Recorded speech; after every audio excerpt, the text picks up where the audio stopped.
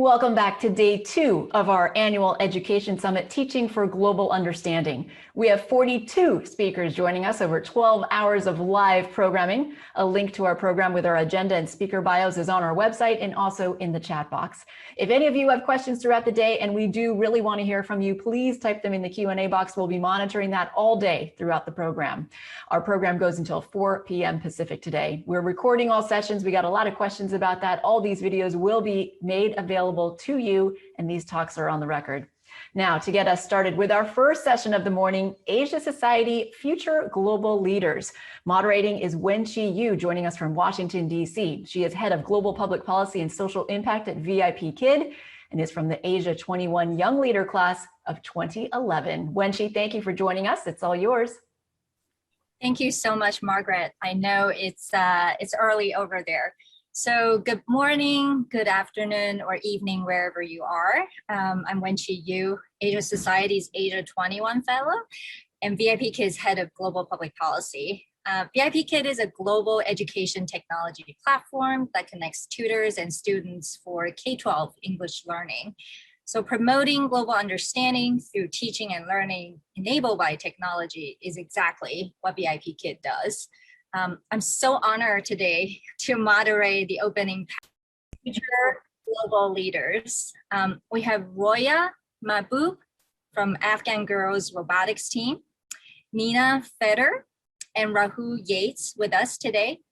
It's a truly international, multicultural, multi-generational panel.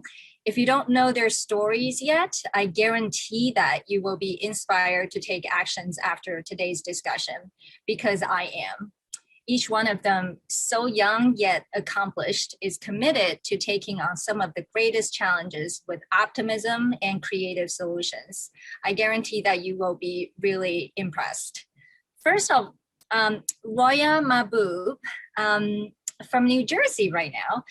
I know we're supposed to have the Afghan Girls Robotics Team with us today, but unfortunately, I think the two girls cannot connect live because of the really challenging situations on the ground in Herat. But we have you as one of the first female Afghan tech CEOs. You founded a tech company and a digital citizens fund, and then have been supporting the Afghan Girls Robotics Team. A true entrepreneur. So please share with us what you have been doing to promote global understanding. First of all, I would like to thank you very much from Asia Society for giving me this opportunity to join you today. And I want to also say that our team members were supposed to join us, and I hope that they join. But as you know, that there is a conflict close to the city, and because of insecurity, we might not be able to have them. And for me, the journey started when I started with knowing this magic box. When I was like 15 years old, they introduced me to this magic box. It's called computer, and everything science then changed for me. And I determined to make that computer or technology to be center of my career. So I went to the school, graduated from computer science, and then I started my own company with my youngest sister and two other colleagues called Afghan Institute of Software, and we hired a lot of the women as programmers and bloggers, and then I feel that there is a time that I have to give back to the community, and of course, as a journey of being a first tech female CEO in Afghanistan, I faced with lots of challenges and struggles, as many other tech CEOs, female tech CEOs in the world. But in Afghanistan, a country that the women are not supposed to work outside, of course, there was many more struggle and challenges for me. But I found it out that there are millions of the girls who are out there just like me, curious, but giving a narrow vision to explore the world. And I just wanted to give them the same opportunities that I had. And that's why we started to building these IT centers inside of the public schools and providing training for the young girls. Later on, I started Digital Sun Fund with one goal and with one option. The goal was that to see the technology as an accessible option for everyone. And the dream was that everyone in conservative countries, especially young women, have the same opportunity to education available to them, regardless of their gender and social status. And that's how we right now have more than 16,000 of the girls that we train in our schools, that they learn about basic things, how to work with the computer, to level of robotics. They learn about the blockchain and cybersecurity, building the games. And then we also provide the training for them to learn about the financial literacy, and they start their own startups. We had more than hundreds of young women that they start their own startups in different industries, and like in incubation places that we help them. And through this also we build in 13 technology centers. We are also right now currently we're trying to build in another technology centers in south of Afghanistan. That's what we are doing. And in 2017, First Global asked me to put in a team of teenagers to bring them to the United States for first competition. And I told them that we have probably can participate in a hackathon, but I'm not sure about robotics because it's very new for Afghanistan. And they told me either find it or build a team. Then I decided to build a whole team of the girls, because this is definitely send a message for the young women in Afghanistan and also the women outside. So we took an exam from 150 and then 20 selected, but many of them didn't have a passport or the family permission to travel. So we ended up with 6 girls. But today we have more than 15 students that right now just specifically studying about the robotics, and we send our program in different cities of Afghanistan. We have in Kabul, we have a programs in very soon in numerous provinces, and we got also from the governments the support to extend the program across of the 5 zones of Afghanistan. So robotics and innovation in STEM education became very big, and this is also all happened because of having girls robotic team, because they becoming as a role models, and they could bring a lot of change in the people's mind about the women's ability in science and many other industries. Amazing. I wish the girls were with us or were able to show some of the images. But can you share with us, how did you find those girls? And you yourself, as someone from Afghanistan originally, how did you actually, decide to start a company? And I know you told the story, but where did that sort of energy and ideas come from? Tell us about your personal journey. Well, I think that it was when I was like 15, 16 years old. I was an immigrant in Iran. So in 2003, we back to Afghanistan.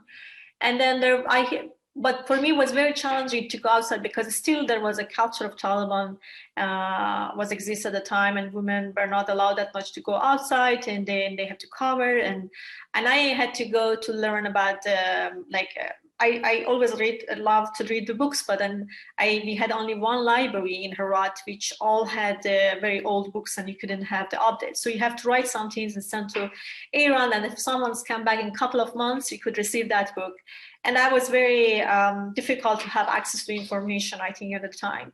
And the only source of information was a TV and just the programs that the media, the agenda of the media that you have to follow. There was nothing else that you could have access to outside. And then I was here that there is an club that was just opened in Herat, and people all talk about this magic box that connect you with the people outside. And when you type about some things, you can find thousands of information about it. I was super excited to see this. And I have heard actually about computer in the past, but I never had the chance to go and see it. And I was insisted to go there, but that was a place that only boys go there and went there. And at the time, it was not appropriate for the girls to go and learn about internet and have access to connections or talk with the people. So, but I was insisted, and one day, and I could go there, and and I saw that the computer and the internet, and from that moment, I said that no, technology should be the center of my career, and that's why I went to computer science and studied there. And then I was IT coordinator for Herat University, which allowed me, I was one of the youngest and the first female IT coordinator in 22 public university at the time. And that's helped me to understanding the big project of IT, which is run by NATO and by USAID at the time. And that's give me experience and insight of how to managing of big projects. And at the same time, we had an association of the young girls of technologists, and we developed the software, but we did everything at the time very free. And And then we meet with the people from task force, and they encouraging us why you don't want us to making your software like commercialized. And then I decided to build a company, and that's how everything started for me. Incredible. I want to come back to you for more stories, but I also want to introduce two different kinds of stories. Mina Fetter, she is a rising eighth grader, but she has done so much. She started the AAPI Youth Rising, which is an organization that basically organizes middle schoolers to fight for positive change in our communities. And the organization has organized a rally to show solidarity against AAPI hate.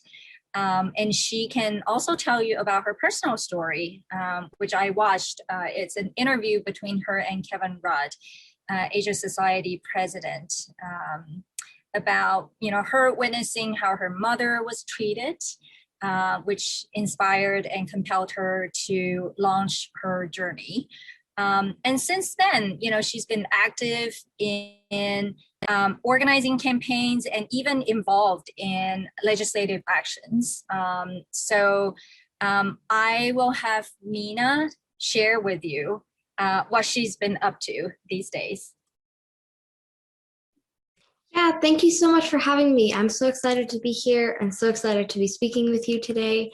Also so happy to be speaking with these other amazing youth. But yeah, as you mentioned, I started the group AAPI Youth Rising. We formed when we organized a rally on March 28th in Berkeley, California. But actually the first time that I spoke out against the rise in xenophobia towards the AAPI community was over a year and a half ago, right at the beginning of COVID, and after my mom was coughed at in public. She was just walking down the street in our neighborhood, and that really struck me, and I really just wanted to say something about it in my school because no one really knew about it at the time, and I just wanted to raise more awareness and just say something. But that kind of, yes, you're right. That kind of kickstarted my journey. I just kept hearing more war stories about things happening only like a few miles away from me in Oakland and East Bay, San Francisco. And I really just wanted to do something else and do more. And so I decided to organize a rally with the help of some of my friends. It was a time for us to all come together as a community on that day. And it was also really a healing time. The rally was only 2 weeks after the tragic events of Atlanta. And we really just wanted to provide a space for community members to share their voices and youth share their voices. We had many youth speakers there and a lot of youth groups there as well. We really wanted, again, to give a platform for youth to say, give their opinion. But since then, we've kept going with the group. We've definitely tried to do more actions. The first thing that we actually did after the rally was we realized the importance of education in the fight against racism. So we actually wrote a pledge and asking for 1 day of AAPI history out of the 180 days, instructional days in a school year. It was more of an awareness building sort of thing. We realized that the real action is in legislation. So we've also been supporting some of that too. But our group, again, is very centered around youth voices. We've been speaking out at panels and rallies and events. I actually have a few AAPI Youth Rising members speaking at a panel later today, so I'm very excited for them. And so that's sort of what we've been up to. We have more things on the horizon too. Well, talk about the AAPI history in school curriculum work that you've been working on. Yeah, as I mentioned, we had our pledge, but even me going to a progressive school here in the East Bay, I really only learned about the Japanese internment camps, and that was once in 4th grade. So I like to see more more diverse curriculums. Definitely, that's why we did a pledge for awareness, and we're supporting AB 101. The ethnic studies bill going through California Congress right now, because we realize that AAPI stories are important to be told, but all stories are also important. So we wanted to do more with that. And in the future, we're going to be supporting. It's an exciting time for AAPI history, though. There are over 10 states looking for an AAPI history mandate, and we're going to be supporting some of those grassroots efforts in the future. But it's just an exciting time to be doing things with AAPI education. Thank you. It's not just you who feels excited. We're all excited hearing about what you're doing. So thank you for giving us that hope.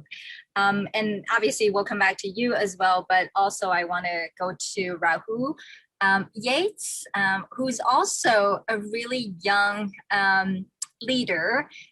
He's a rising junior, but he has also founded an organization.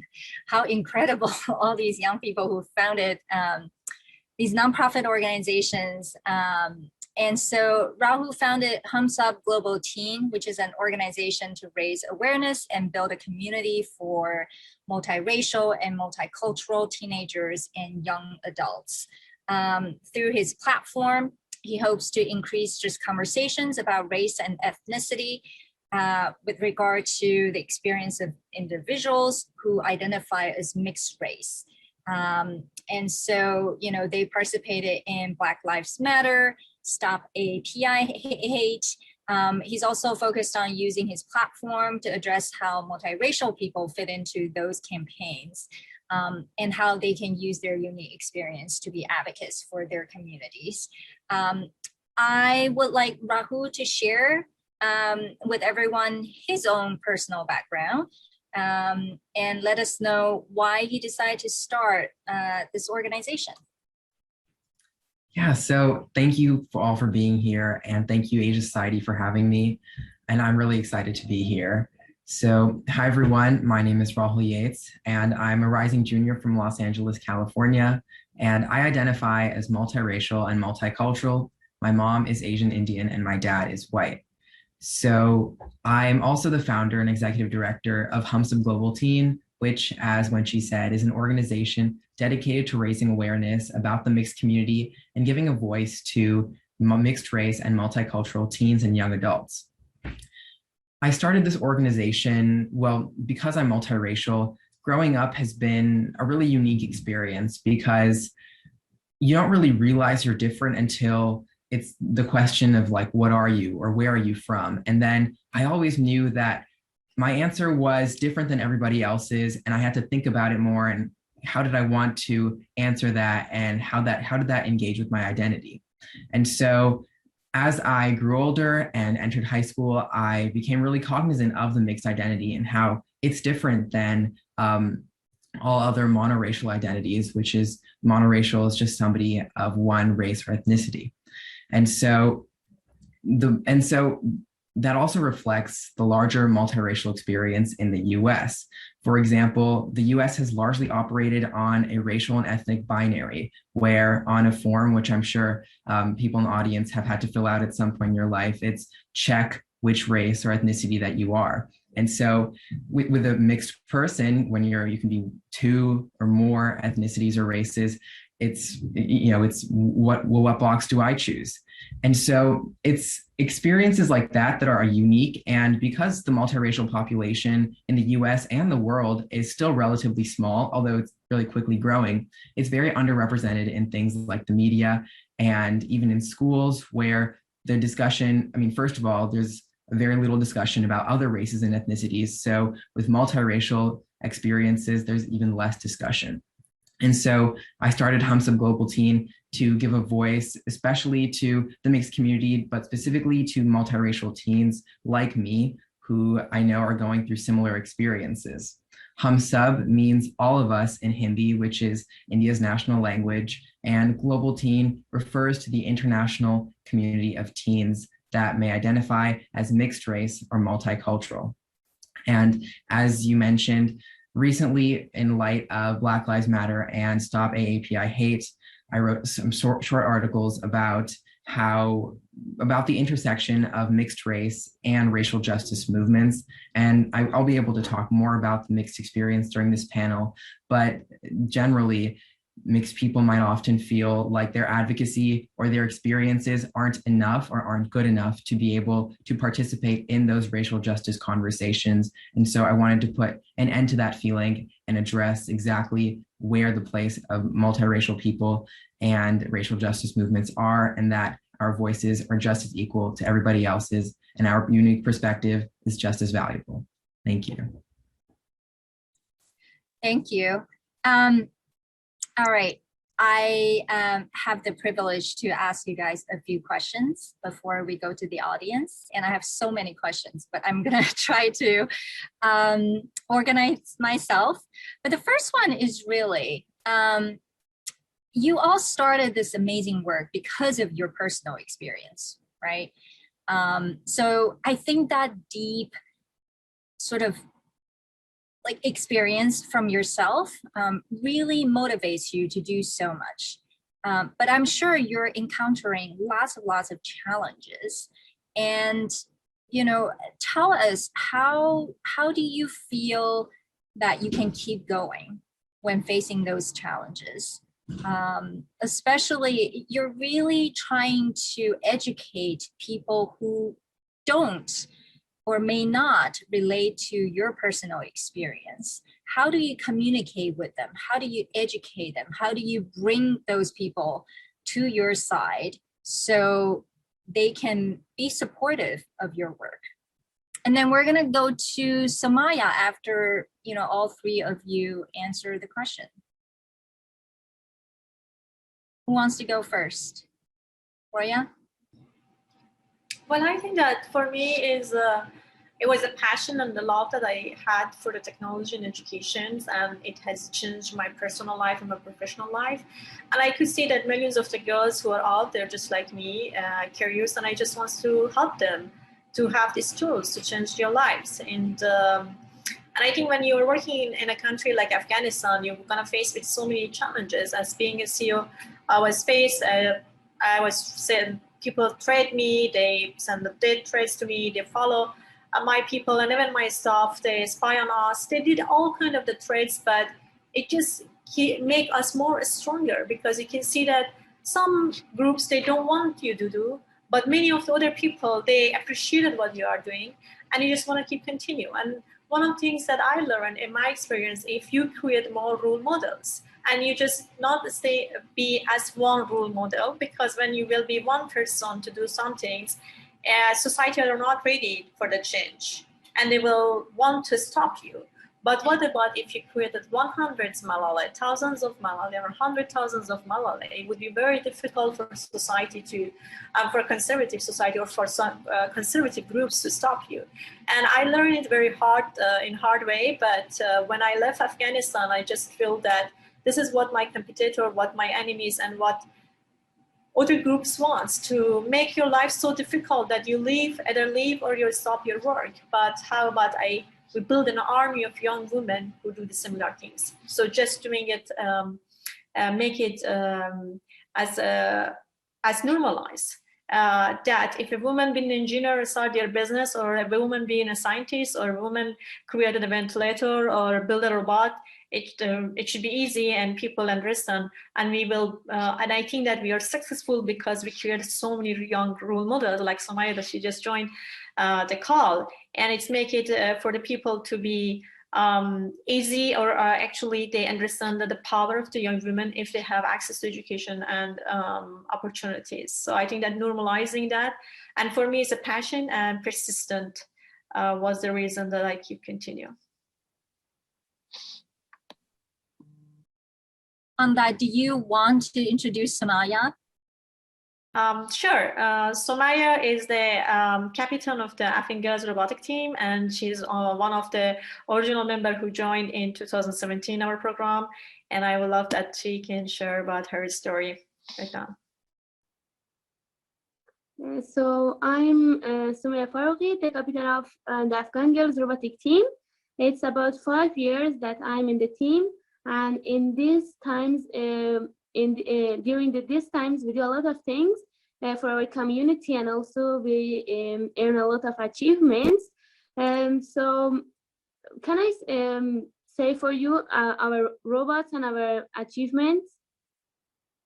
Yes. So our robots are in two parts. One is for computation and another one is for helping the community. For helping the community, our last robot was the ventilator that we built it from things that doctors requested for us. And we made this robot in pandemic time in Afghanistan, especially in Herat. We made this robot, this device when all the Herat was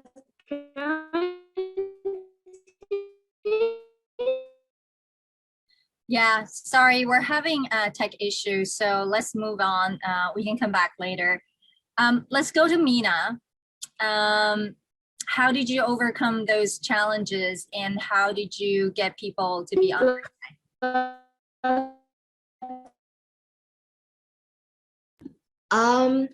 For our group, and when I heard about my mom just walking down the street and all that, I was kind of upset about it, and I still am upset about the incidents of hate that I see. But our group is definitely more around a hopeful message and just trying to bring hope to people, and also just educate people more on what's happening, and more on what they can do, and just teaching people about things. Recently, this next year coming up, we're doing a lot of, and we've been doing a lot of art activism. We realized that we can use that to channel our political voices, and we're going to be organizing a Youth Voices art show, and we've done several art campaigns. We've also are instituting an anti-bullying campaign at our school from Act to Change, and I feel like that'll really help just sort of educate people more. Last year there was some comments around Asians like eating bat soup, and that's why COVID-19 started and all these things. And then I don't know, I feel like it would just help to have more conversations around that, and that's what that's more going to provide. Again, why we're supporting critical race theory, because why wouldn't you want to teach your kids about that? I don't know.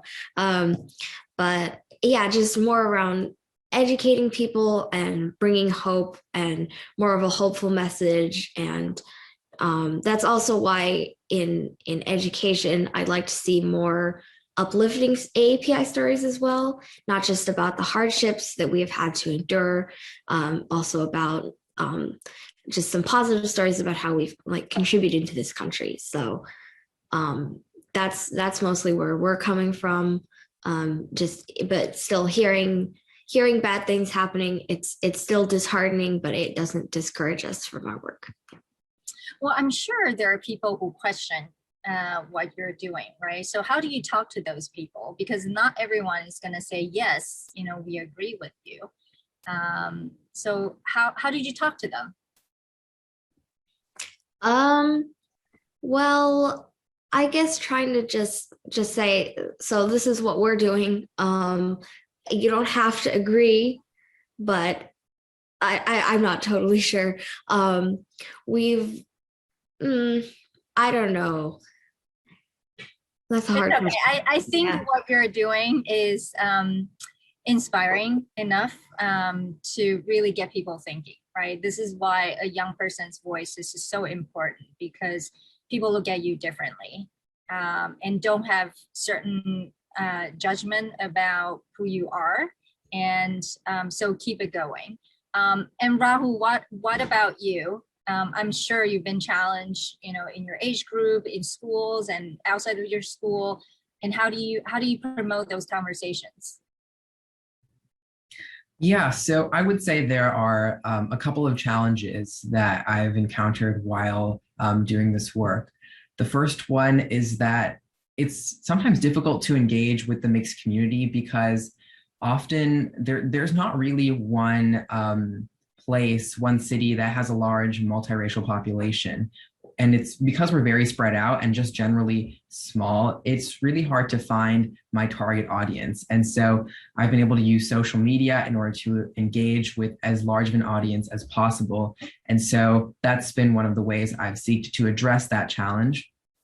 And also in terms of education, and I'd also like to go off of Mina's point about critical race theory. I definitely agree. I think we have to teach about all stories, all races and ethnicities, and their intersection with society and everybody's experiences, and specifically to mixed people.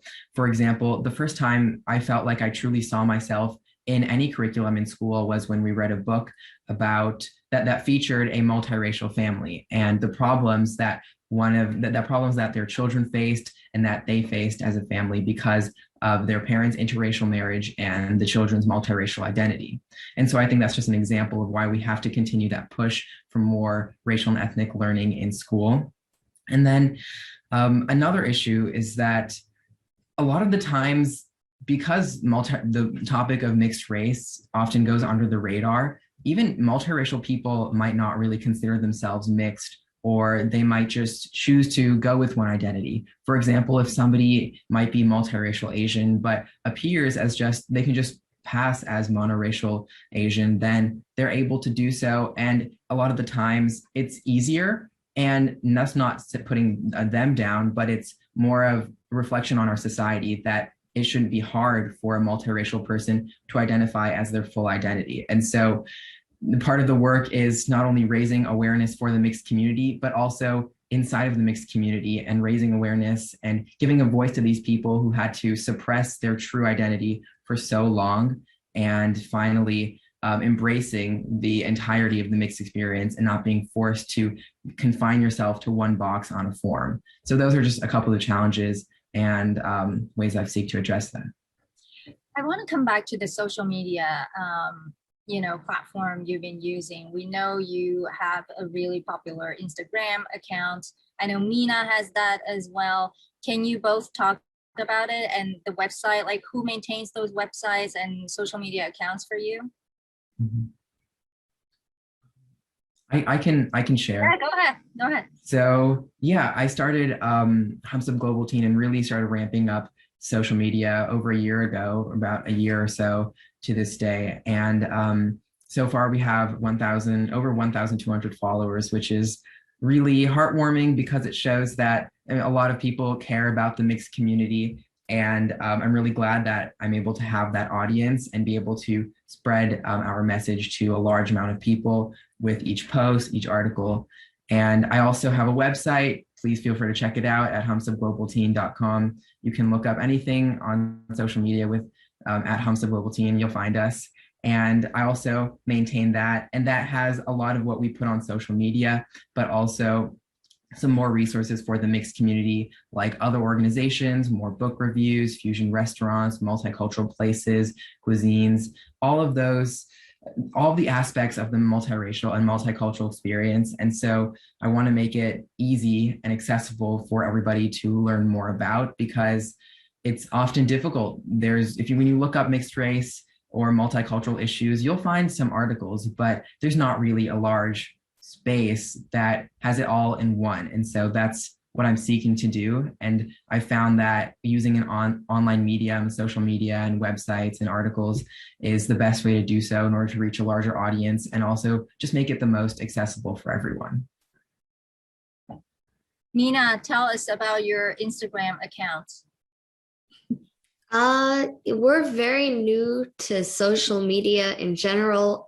We originally just made an account to post our flyer for the rally, but we do realize the reach that it can have on people and how we can connect with more groups. So we understand the importance of it now. We have a social media advisor she was one of the speakers at our rally. And we've really used it to just connect with other people and other youth groups, even internationally too. We've also used it to launch several different campaigns. Had an art campaign launched, a Thank Our Teachers campaign. We realized the reach that it has. I don't know if it's just a Bay Area thing or just because I'm not in high school yet, but nobody really uses social media in my friend group. So we were very confused at first, but we're learning, and we do realize now what an impact it can have. Also going back to that other question that I could not answer before, I think that it's hard. So a lot of challenges we've had to face is addressing the entire AAPI community. That it includes something like over 80 cultural groups. So it's really hard to address something like that. I'm mixed as well. My mom immigrated here from South Korea, and my dad immigrated from a country in Eastern Europe. So it's hard to address that. I do have a very diverse friend group. I don't know, and AAPI community, very diverse as well. So that is a challenge that we've had to face, trying to address everything. But we're definitely working towards that. And yeah, social media does help. Yeah. That's great. How about Roya? Have you been able to use social media? Yes, we had a platform called Women X, which allow young women to write their own story, and they can share it through social media, get paid. And we had more than thousands of the women across of Afghanistan, Pakistan, and also Egypt that they work through that social media platform. Right now we're using social media in our curriculum to teach young women to how use social media to tell their stories, or how they can have a voice or becoming as a digital citizens, or use social media for their any startups or businesses. And is it easy for people to get on the social media or create accounts in Afghanistan? Right now, yes, it's easy. I mean, in the past, it was a little bit, especially for young women, it wasn't appropriate to have a social account like in Facebook or using a Twitter. But we have been working for almost 10 years for that, and now I think it's we have seen lots of women are right now using the social media to have a voice and telling their point of view, either in the politics or about the social stuff. They can use the social media as a platform. So tell us, it's hard to talk about Afghanistan and women and girls without talking about US foreign policy, especially the recent decision to withdraw our military from Afghanistan. How do you feel about that? I have to first say that Afghanistan has made great progress over the 2 decades toward empowering women, strengthening democracy, improving access to healthcare, and providing education to millions of the children. And it wasn't happen if the 20 years back, US didn't want to come to Afghanistan. So we appreciated all of these supports. We understood that one day that Americans and all NATO troops and ally will leave Afghanistan. But I think that at this point, at this situation, of course, we are not happy with the decision, because I think that it should be in a responsible withdrawal. And but we totally understand and respect the decision of the administration. And we know that Americans one day head back to their countries.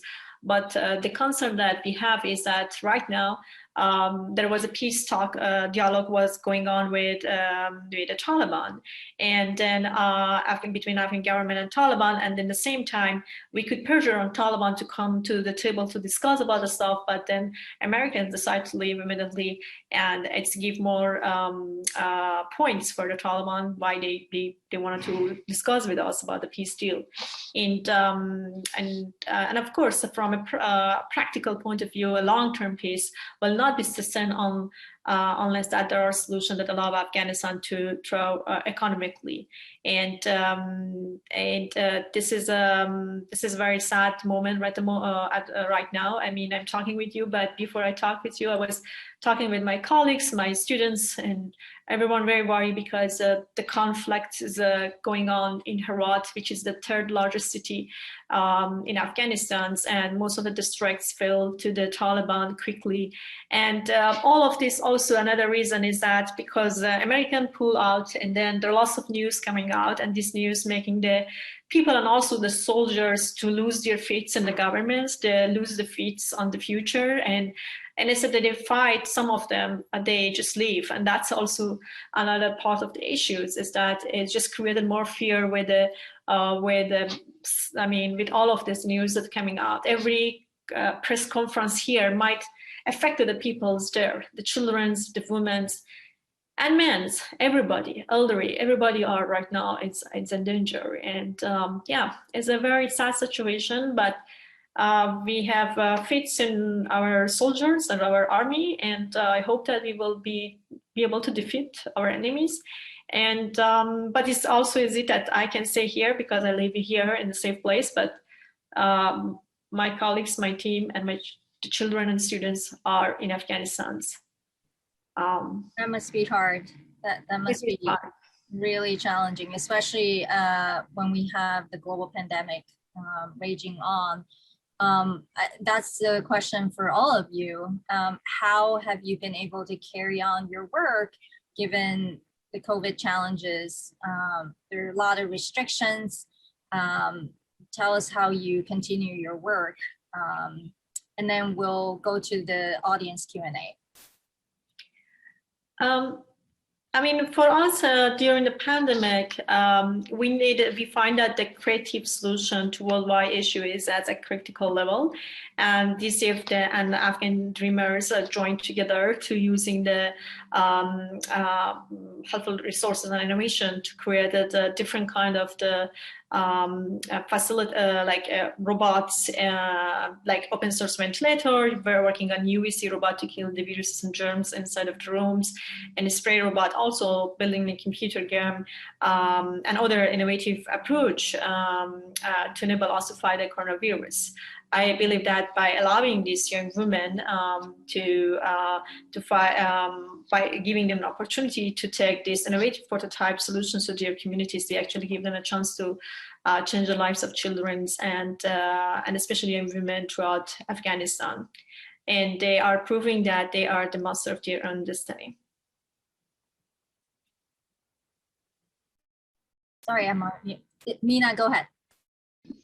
I think that actually the pandemic sort of helped a little bit with having to organize everything, because I had a lot more time just doing online school, and a lot of my classmates did as well. We are definitely trying to do more in-person events. Everything, all communication for right now between like other groups and us it's almost always been online. So we're hoping to just do some more in-person things. That's why we want to have the art show in person. We are also going to be partnering with Beyond Differences with their Stand Up for AAPI Youth campaign. So we're very excited about that.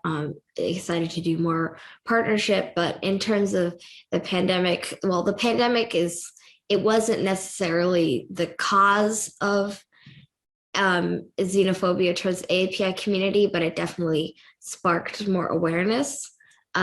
So it's been here. It's been here for a while, and ever since we came to the United States. But I don't know. The pandemic has helped a little bit because I have more time and I have to do school and stuff. But I'm hoping to do more in-person events in the future. Yeah.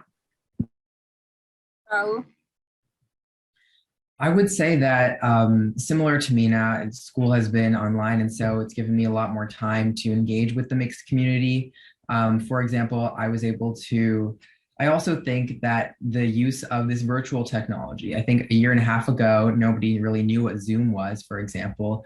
And since then, we've gotten very acquainted with it. And so it's allowed me to do things like I've interviewed different founders and different thought leaders in the mixed community, whether it was, for example, the UCLA Mixed Student Union leaders, or it's somebody who's founded their own organization dedicated to raising awareness about mixed race in the arts in the Midwest. And so it's things like that that has allowed me to use what the pandemic has offered in a lot of ways, which is this increased use of virtual technology and virtual connections.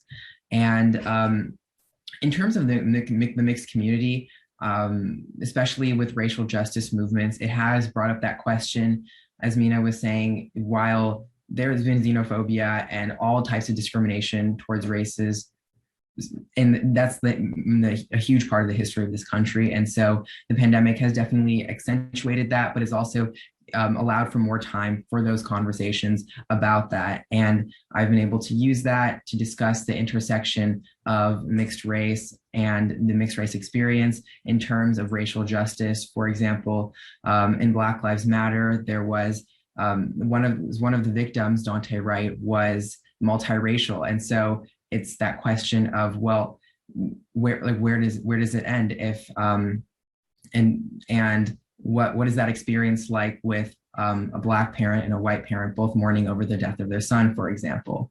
And so it's also just allowed me to grow my audience because everybody is experiencing the same pandemic and increasing their online presence. And so I've noticed that a lot of other organizations run by students have come up. And so it allows us to connect with each other and help each other out.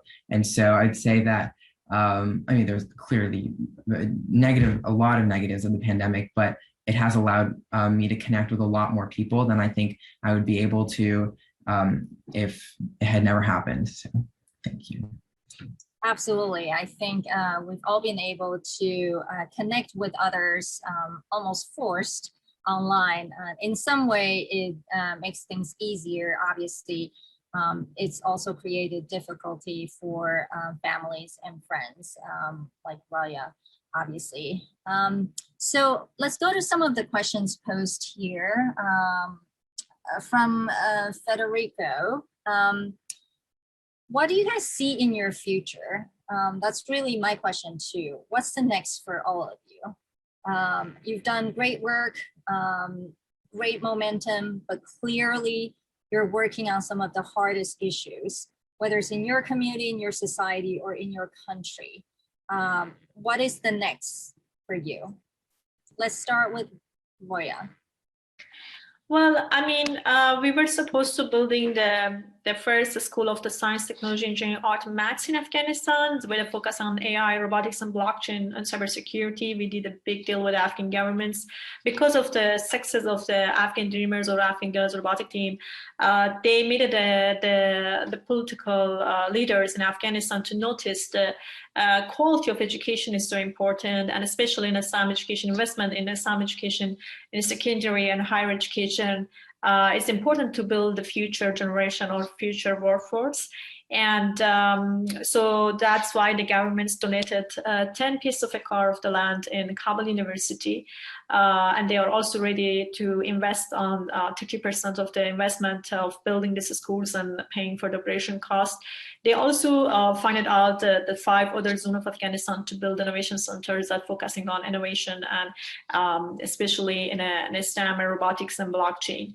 And I believe that so much work goes into preparing for education and future of the next generation. And I believe strongly that the key to our future is the children that we are teaching today. And that's our plan to build Afghanistan within the next 10 years to be a country of source of high-tech technology, rather than a country of terror and war. And I hope that all these kids and all our dreams to become true, and our enemy allow us to do it. Mina? What's next for you? What is your goal in the next year and 5 years or 10 years? What do you want to be? For the future, for our group, it's mostly about inspiring other youth to do other things and just share their voices as well.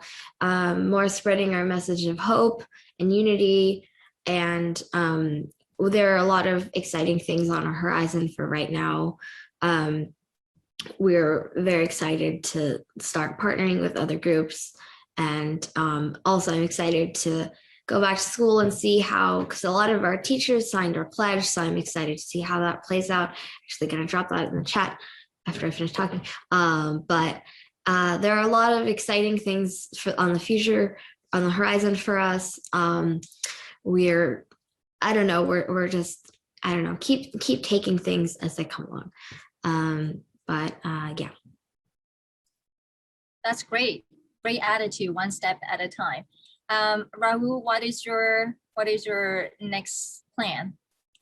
Yeah, so like Mina, my main goal with Hums Up Global Teen is just keep reaching more people, keep providing that voice for multiracial and multicultural young people, and just spreading the message and increasing representation, because the mixed community is only growing, so it's only fit that we continue to grow with it. In terms of my personal ideas or thoughts, I mean, I still have 2 years of high school, and I think that with this engagement, a lot of engagement that I've been able to do with race and ethnicity. For example, I've been working with an organization, Multiracial Americans of Southern California, to help deliver talks specifically about various aspects of the mixed race experience to young people. And that's also another benefit of the pandemic. But all of these experiences haven't really made me think about, well, I want to continue discussing race and ethnicity even when I grow up, and the multiracial experience. So I honestly don't know, but I know I don't want to stop this. It's not just like okay, graduate high school, it's done, because every year there's more and more representation about mixed race, and I want to keep up with that. So just something about that, but I'm not totally sure. Absolutely. I think it's important to keep in mind that all these are sort of, long-term work. It takes many years.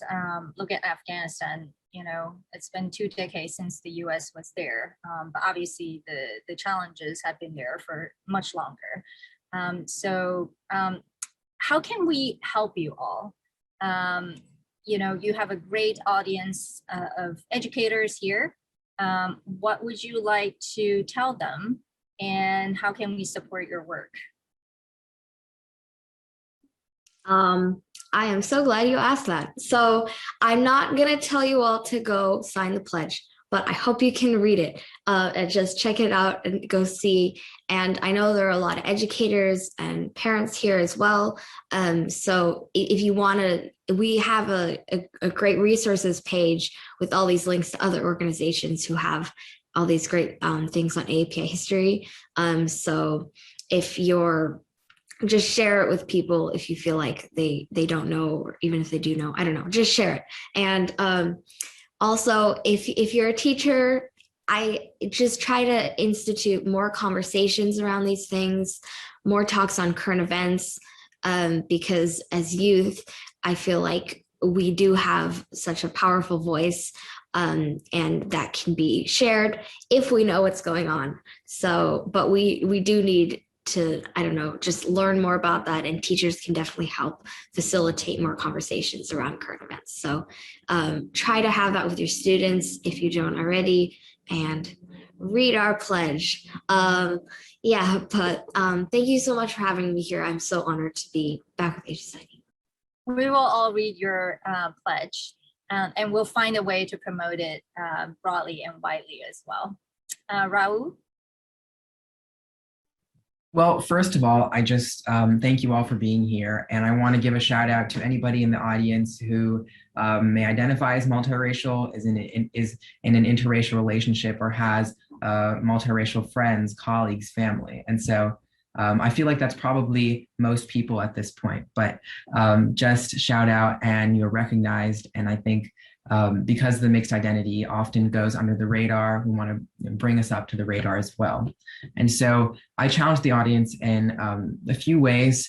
First, because multiracial people can often appear racially ambiguous, and the question, what are you or where are you from, is often asked to them, generally the basis of that question is that the person you're asking is not meant to belong there, or there's something different, or from somewhere different. And so that idea of otherization is something that we want to avoid. So if you're interacting with somebody who's racially ambiguous, like I would say that when somebody looked at me, you wouldn't necessarily be able to tell exactly what my race or ethnicity is. And so maybe just try to avoid microaggressions like that against somebody who may identify as multiracial, and really only ask that question if it's in an appropriate space and it feels necessary. The second way, as I said earlier, just because I know most of the people in the audience are educators, continue the push for discussions on race and ethnicity in schools. It can really change a student's life when they see when they can learn about somebody like them. I don't even have to learn about somebody of my specific mix, but I can learn about another mixed person's experience in school and still feel represented. And I know that your students, if they see themselves represented in the curriculum, that it just brings the learning experience to a new level. And so continue pushing for that, continue pushing for critical race theory in schools, and just don't shy away from these conversations of race and ethnicity, because I know that they can be awkward, they can be difficult, and they can bring up a lot of other topics that might be uncomfortable to talk about. But if we keep shying away from them, then we're never going to progress. And so it's taking that step and really honing down on and pushing for more conversations about race and ethnicity in schools.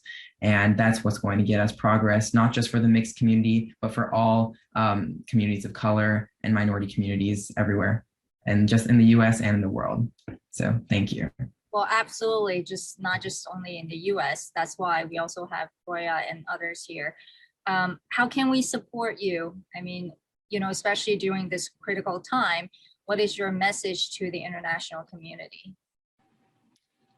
Thank you for asking. I think that I would just say that Afghanistan's Afghan women are strong, and after 2 decades we have achievement a lot, and I hope that international community don't forget it, and don't forget about women and children in Afghanistan. We have more than 27 million that they are under 25. And what I think that still is that I believe that technology can support human talent to tackle the urgent social needs of women and children around the world. And we have to making sure that providing this undeserved population with a pathway to digital literacy and providing them soft skills training and sustainability training and community building, which will transfer the society in which they will live for a better. Well, with that, thank you so much for joining us today and for enlightening us, especially thanks to Asia Society and Margaret in particular for organizing this fantastic summit about education. I think to overcome our difficulties and challenges and differences, the most important thing is to learn and to educate. So on that note, I want to thank you for joining us, and I'll give it back to Margaret. Well, a big thanks to our whole Asia Society Northern California team, a small team of 6 with a bunch of interns who have put this 2-day summit together. Thank you all. Thank you to Wenchi, Roya, Rahul, and Mina. You are all such inspiring voices. Now, we did have Sumaya Farouk from the Afghan robotics team with us for just a short moment there, but we didn't have a great internet connection, and that's understandable since she was joining us from Afghanistan.